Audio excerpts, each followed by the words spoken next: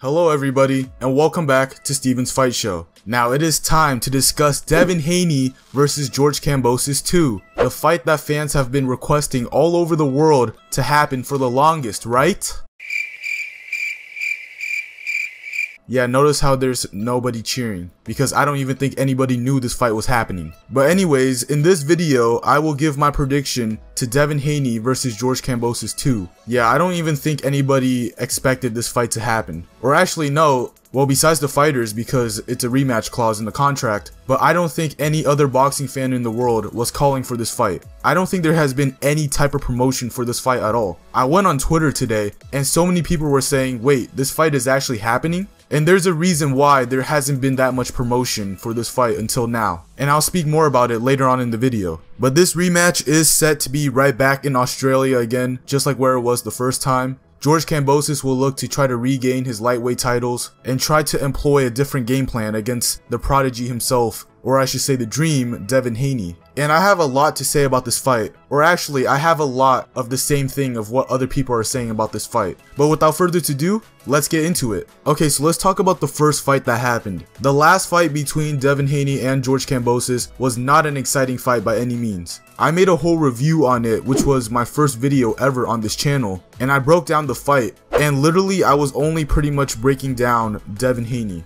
Or I was also breaking down George Kambosos as well, but there wasn't a lot to say about him. And the reason for that is because it was a straight exhibition for Devin Haney. And George Kambosos, the fight was in Australia, and he was the one who silenced his own crowd in his own hometown. How does that even happen? How are you the hero? How are you the star? And people turn up to see you, and yet you're the one that puts them to sleep. The crowd was literally there for Kambosos before the fight for hours, and they were there supporting him. And when the fight started, all you heard was just crickets. The fans brought the energy before the fight, but as soon as the bell rang, I'm pretty sure a lot of them were heading for the exits. And in that fight, Devin Haney showed up with a game plan of boxing George Kambosos on the outside, using the jab, managing distance, and weaving under big shots. And Kambosos, he was just completely shook. And I'm wondering if Kambosos really thought that he was gonna go in there and easily walk Devin Haney down, because he was talking about being an emperor compared to a king. Because if you guys don't remember, prior to the fight, during the lead up, he was talking about how he was an emperor and what does a king mean to an emperor, like I am the man here. So he was pretty much gassing himself up to be this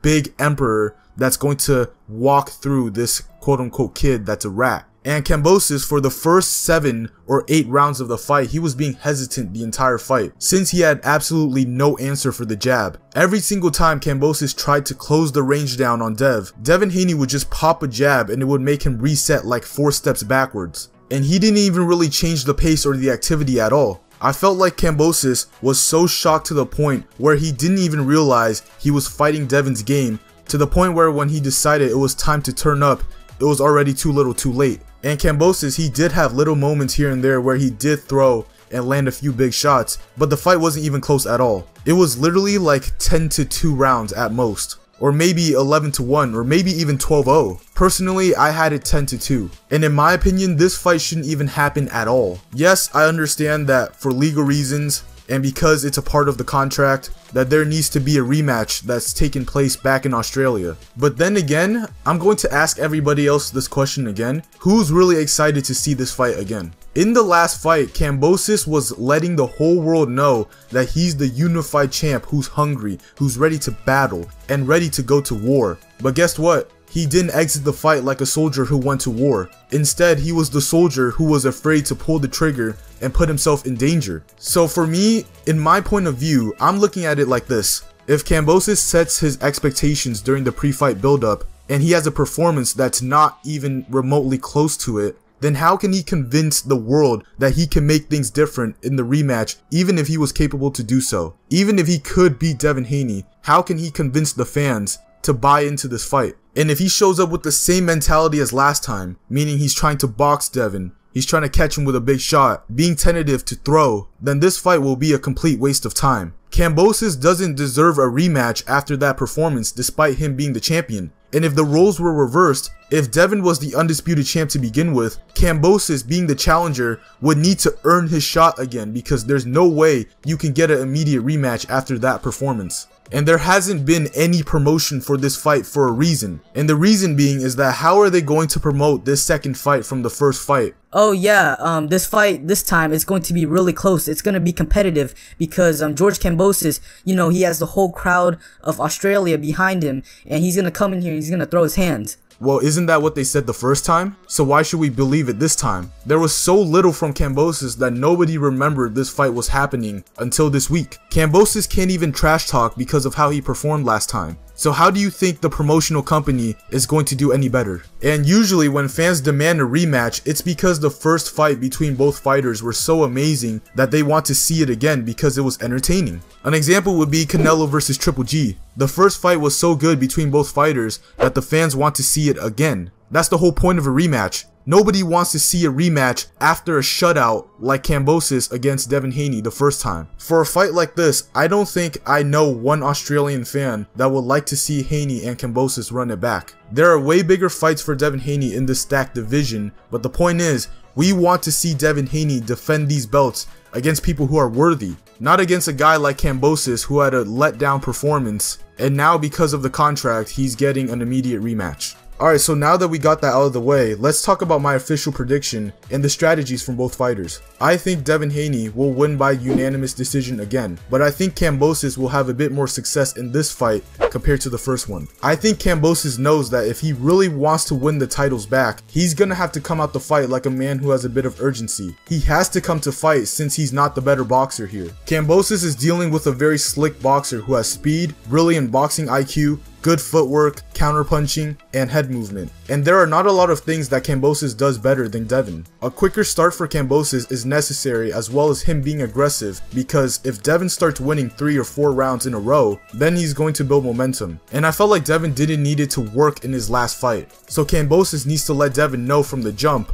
that this will be a different fight. It would serve Kambosos well if he can work the body. If he can work the body with a couple hooks and end the combination with an overhand right or a left hook, then it could increase his chances. In the last fight, Kambosos was trying to catch Devin with a hard overhand right or a big left hook without setting it up. Essentially, he was headhunting the whole fight, which is not what you want to do against a guy who's very slippery. There needs to be more feints from Kambosos, and a big adjustment for him in my opinion, which will be risky for him, is he needs to throw his shots with Devin. Whenever Dev throws a jab, he needs to throw his overhand right with Devin. Whenever Devin throws a 1-2, he needs to throw a hook with Devin. Because if you look back to the first fight, whenever he would try to counter Devin's jab with an overhand right or a left hook, he wasn't having any success with it due to him loading up big shots and not attacking the body, which allows Devin to see all these shots coming. Devin is a smart fighter. He knows whenever he throws a punch, something is coming back, and he does a great job of using the definition of the sweet science, which is hit and not getting hit. And overall, it would just be nice to see Kambosos fight like a man who's fighting for his family, his country, and his circumstances, because ironically, he doesn't have much to lose. Prior to him beating Teofimo Lopez, I don't think a lot of people knew him like that. I think a small portion of boxing fans knew who he was, but once he beat Teofimo Lopez, that's when he was pretty much on the radar. But if he loses this fight, he still doesn't have a lot more to lose than Devin. Devin is the one that is projected to have a promising future, and for Devin to lose, it would be a worse look for him than Kambosos. So Kambosos needs to understand that the pressure is not on him, but rather it's on Devin Haney because of what the future lies ahead. And for Devin, skill-wise, in my opinion, he's levels above Kambosos. And to think that Devin is only 23 years old and he has a lot of time to build his craft and continue to get better is just scary to think about. We know Devin is more than capable of going out there and winning a decision against Kambosos. However, this time, I think it's important for him to not only be smart, but whenever he's building momentum, he needs to turn up the heat. He needs to go out there and let those hands go and put some vicious intent behind those punches. If he's winning 3 or 4 rounds in a row, instead of being technical with the jab and slipping punches, what he needs to do is put punches together to try and finish Kambosos. Although Devin Haney won last time, people were not pleased because of 2 reasons. 1, Kambosos performed terribly, and 2, Devin didn't really go for the stoppage even though he was winning by a wide margin. Give the fans a few 1-2s, a couple 3-punch combinations, some right hands, hooks, and string them together, and when Kambosos tries to attack, he can evade and counter or clinch him up. I truly believe that if Devin stops Kambosos, he's going to solidify his spot on the pound for pound list and close all conversations of any other fighter being ranked above him, because to him, he believes that he's the best fighter in the world. So a stoppage for Devin Haney would benefit him highly. My only worry for Devin Haney would probably be his chin, because he has gotten caught a few times in his last few fights prior to the Kambosos fight, and I understand that this is boxing. You can't swim without getting wet and you're bound to get hit. But for me, the way he reacted to getting hit is a little concerning. In his fight against Linares, he was winning a majority of the fight up until round 10, where he got caught with a right hand, and it was probably the first significant punch that Linares landed on him, and he was stumbling back to his corner. When you see that, it could be a little concerning. But then again, I do expect Devin Haney to be on his A game, and I believe that whatever Kambosos throws at him, I think he will have an answer. And that is it, guys. Thank you guys so much for listening to what I have to say. And let me know, who do you have winning, Devin Haney or George Kambosos?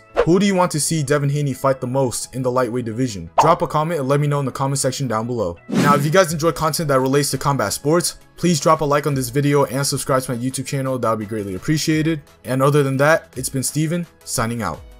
Peace.